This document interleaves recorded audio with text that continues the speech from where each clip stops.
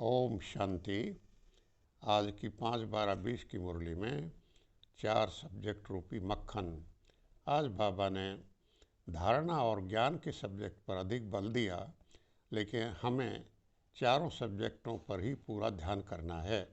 तो आइए सुनते हैं ज्ञान के सब्जेक्ट पर बाबा क्या कह रहे हैं। बच्चे समझते हैं बाबा कल बाद फिर हमको धनवान, हेल्दी और वेल्दी बनाने, पवित्रता और सुख शांति का वर्षा देने आते हैं। इसमें आशीर्वाद की कोई बात नहीं, यह पढ़ाई है। पढ़ाई में आशीर्वाद नहीं होता। स्कूल कॉलेज में भी पढ़ते हैं तो टीचर का आशीर्वाद काम नहीं करता, मेहनत ही काम करती है। यह पढ़ाई है मनुष्य देवता, नर से नारायण बनने की। जब बिल्कुल तमो प्रधान बन जाते हैं तब बाबा आते हैं हमें पावन बनाने। बाबा सतयुगी राजधानी स्थापन करते हैं, देवी देवता धर्म की स्थापना करते हैं। सतयुग में झूठ पाप आदि कुछ नहीं होता, कलयुग में ही अजामिल पाप आत्माएं होती हैं।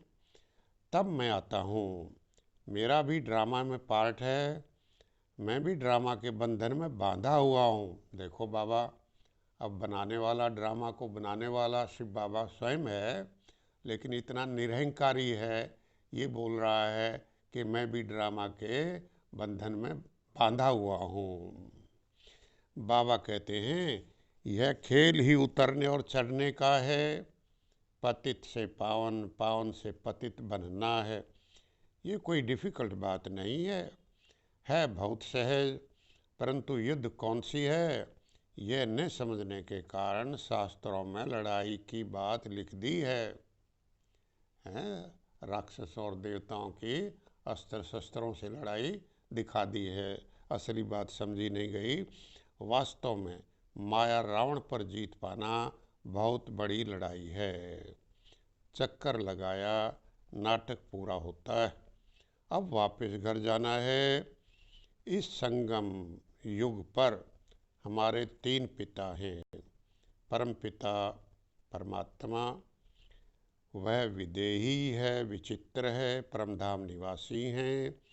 भगवान का कोई शरीर का नाम नहीं, उस परमात्मा का नाम है शिव। प्रजापिता ब्रह्मा यह देहधारी पिता है। परमात्मा ने जिस तन में अवतरित होकर ज्ञान हम बच्चों को दिया, उनका नाम ब्रह्मा रखा। प्रजापिता ब्रह्मा, प्रजापिता ब्रह्मा को परमधाम या सुखसनवाती वासी नहीं कहेंगे।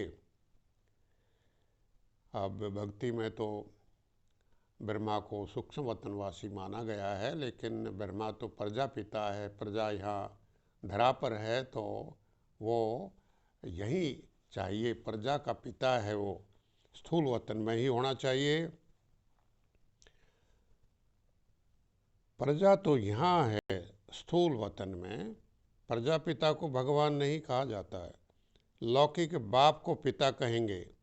आत्मा में 84 जन्मों का पार्ट भरा हुआ है। आत्मा भी अविनाशी है, ड्रामा भी अविनाशी है, बना बनाया है। इसमें हर एक का पार्ट नोंधा हुआ है, फिक्स है।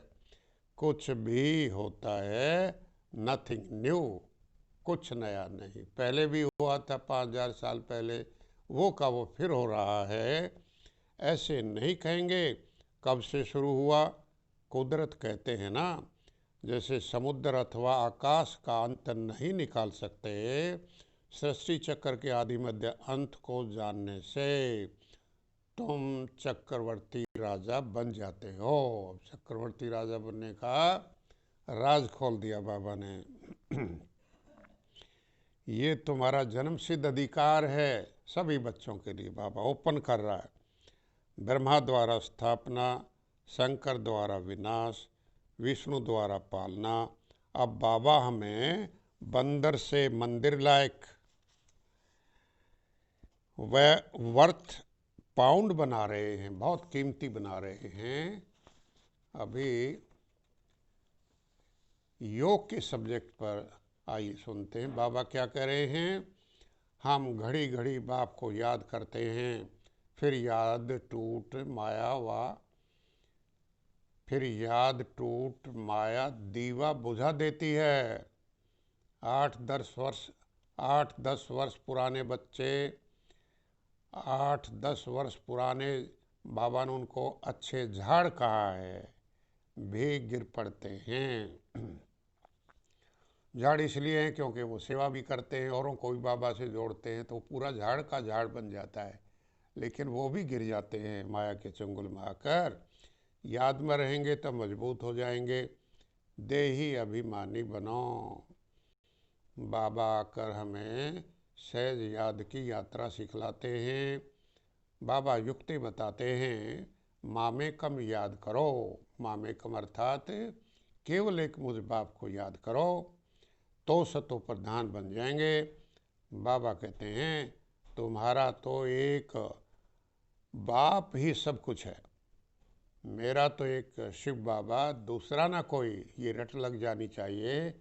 याद का एक बहुत अच्छा सूत्र है, आत्मा में टेक के ज्योति बिंदु परमात्मा को हम इस संकल्प के साथ याद करें, मेरा तो एक शिव बाबा, दूसरा न कोई। मेरा तो एक शिव बाबा, दूसरा न कोई। सब उनको ही याद करते हैं। उस एक से ही योग लगाना है। यह देह भी मेरी नहीं है। अब धारणा पर क्या कहते हैं बाबा सुनिए। प्यारे बाबा कहते, इन 5 विकारों से संभाल करते रहो। कोई भी गिरेचारी आती है तो दिल शिकस्त हो बैठ नहीं जाना है। गिरे तो फिर चढ़ो, फिर से पुरुषार्थ कर बाप की याद में रह उच्च पद पाना है। स्वयं की स्थिति याद से ऐसी मजबूत बनानी है जो कोई भी माया का तूफान वार न कर सके। वरदान बाबा ने धारणा पर दिया, त्रिकालदर्शी और साक्षी दृष्टा बन हर कर्म करने बंधन युक्त स्थिति के बंधन मुक्त होना चाहिए। बंधन मुक्त स्थिति के अनुभव द्वारा दृष्टांत रूप भव। यदि त्रिकालदर्शी स्टेज पर स्थित हो, हर कर्म के हम आदि, शुरुआत, मध्य और उसका रिजल्ट क्या होगा, तीनों बातों को ध्यान में रखें। कर्म के आदि मध्य अंत को जानकर कर्म करते हो तो कोई भी कर्म विकर्म नहीं हो सकता, सदा सुकर्म होगा। ऐसे ही साक्षी दृष्टा का कर्म करने से कोई भी कर्म के बंधन में नहीं आएंगे। साक्षी दृष्टा के करण करावनहार बाबा है, मैं तो निमित्त हूँ। साक्षी भाव से हम इस बात को महसूस करते हुए कर्म करें तो बाबा कहता है कर्म का बंधन हमके ऊपर नहीं लगेगा।